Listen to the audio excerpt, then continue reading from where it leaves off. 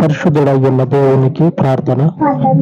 పరిశుద్ధుడ, కృప కలిగినటువంటి పరలోకపు తండ్రి, నీ కృప కలిగిన పాదముల చెంత చేరి ప్రార్థిస్తూ ఉండగా అయ్యా, ఈ ప్రార్థనలను అనుసరించుచూ ఉన్నటువంటి ప్రతి ఒక్కరిని తండ్రి జ్ఞాపకం చేసుకొని ఈ మందిరంలో ఉన్నటువంటి నీ పరిశుద్ధులను నీ పరిశుద్ధ స్వాస్థ్యముగా నీ పరిశుద్ధాత్మ చేత ముద్రించబడినటువంటి నీ స్వాస్థ్యముతో పాటు ఈ వాక్యములను ప్రార్థనలను అనుసరించుచూ ఉన్నటువంటి ఆన్లైన్ లోని ప్రతి ఒక్కరిని కూడా జ్ఞాపకం చేసుకుని దర్శించండి.